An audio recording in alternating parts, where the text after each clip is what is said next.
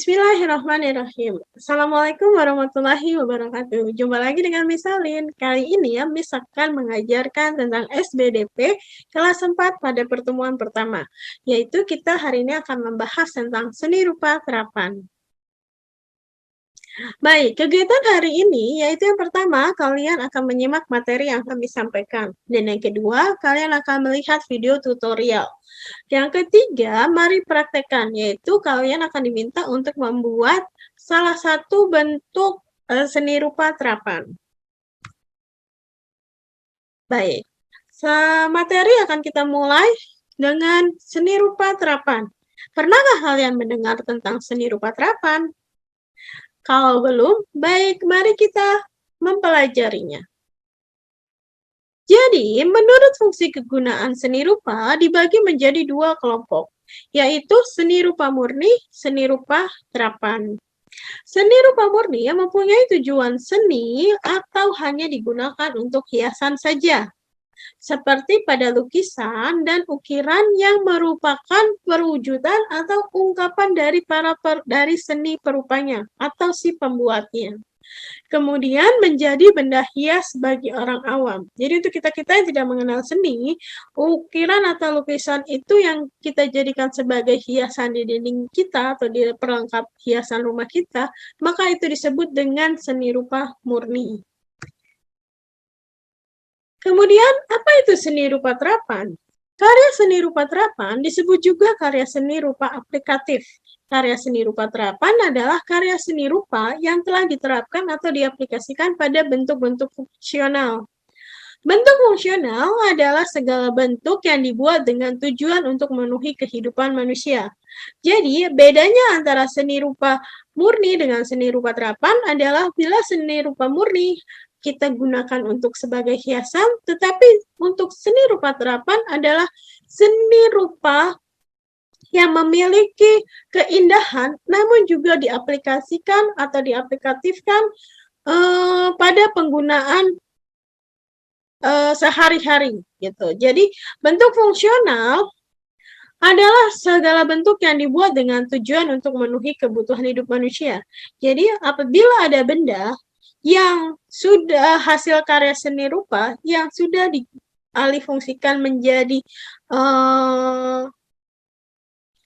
kebutuhan hidup untuk memenuhi kebutuhan hidup manusia, maka disebut dengan seni rupa terapan. Wujudnya dapat berupa perhiasan, pakaian, perabot rumah tangga, perlengkapan makan dan minum, perlengkapan pertunjukan, perlengkapan ibadah, dan lain sebagainya. Jadi kita bisa lihat di sekitar kita bahwa telah banyak seni rupa terapan. Baik, ini misalkan berikan bentuk-bentuk contoh dari seni rupa terapan. Yang pertama yaitu karya seni keramik. Karya keramik dalam bentuk seni rupa terapan banyak kita lihat dalam kehidupan sehari-hari. Bentuk karya seni keramik terapan diantaranya berupa perlengkapan makan dan minum, peralatan memasak, serta hiasan bangunan. Seperti contohnya di rumah kalian apabila kalian temukan alat makan kalian yang terbuat dari keramik, maka benda tersebut merupakan karya seni rupa terapan dari keramik. Atau dinding-dinding rumah kalian, lantai kalian yang terbuat dari keramik.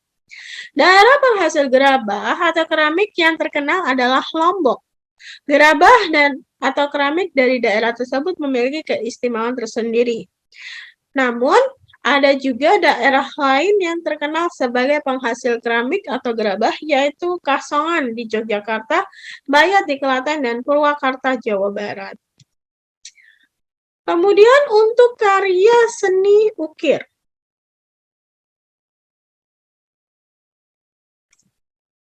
Karya seni ukir, terapan yang dapat kita lihat misalnya pada mebel, hiasan bangunan, bingkai lukisan, furniture, atau bingkai cermin. Di sini Miss berikan contoh adalah furniture, lemari yang terbuat dari kayu jati biasanya, kemudian ada ukiran-ukirannya, disebut dengan karya seni ukir terapan. Daerah yang terkenal dengan karya seni ukirnya yaitu Toraja, Bali, dan Jepara. Tiap daerah memiliki ciri khas dan keistimewaan tersendiri. Keistimewaan itu terdapat pada motif hias, bahan, ataupun teknik pembuatannya. Jadi setiap daerah itu memiliki motif yang berbeda, kemudian ada teknik pembuatannya juga yang berbeda-beda. Pada ukir Toraja, motif hias geometris tidak dapat kita temukan pada karya ukiran dari daerah lain. Sedangkan pada ukiran Bali, kebanyakan bersifat naturalis, berupa ukiran daun yang cembung dan gemuk, bentuk-bentuk mitologi seperti kepala raksasa, gajah, dan naga. Jadi setiap daerah itu memiliki ciri khas dan motif hias yang berbeda-beda. Kemudian ada karya seni tekstil. Seni tekstil dalam bentuk seni terapan diantaranya berupa kain batik, sarung tenun, dan aneka sulam. Karya seni tekstil tersebut diaplikasikan pada benda-benda pakai, misalnya pakaian, taplak meja, sarung bantal, dan tas. Di Indonesia, batik dibuat di berbagai daerah, terutama di Pulau Jawa, yaitu Jawa Tengah. Kota paling produktif menghasilkan batik adalah Surakarta dan Pekalongan. Batik Surakarta dan batik Pekalongan memiliki keunikan yang tersendiri, punya keunikan yang beda-beda. Batik Surakarta banyak mengandung simbol seperti ragam hias sawat atau lar yang menyimbolkan mahkota atau penguasa. Ragam hias Meru yang menyimbolkan gunung atau tanah. Dan ragam hias naga yang melambangkan banyu dan air. Warna-warna batik Surakarta didominasi oleh warna gelap, misalnya hitam, coklat, dan merah marun. Sebaliknya, batik Pekalongan lebih variatif dalam warna, ragam hiasannya pun naturistik. Ini sepertinya lebih ke batik Pekalongan, ya. Kemudian ada karya seni kerajinan perak. Kota Gede di Yogyakarta merupakan salah satu daerah yang terkenal dengan seni kerajinan perak. Jenis-jenis kerajinan yang dihasilkan antara lain aneka perhiasan, kemudian penahan tirai, penahan kawat nyamuk, ataupun miniatur beca. Miniatur beca atau miniatur Candi Borobudur, ya. Ya, jadi seperti itu bentuk-bentuk dari seni rupa terapan. Apresiasi terhadap suatu karya seni berarti menilai atau menghargai karya seni tersebut. Kalau bukan kita, siapa lagi yang akan menghargai karya seni dari bangsa sendiri? Baik, untuk materinya terima kasih. Sampai di sini.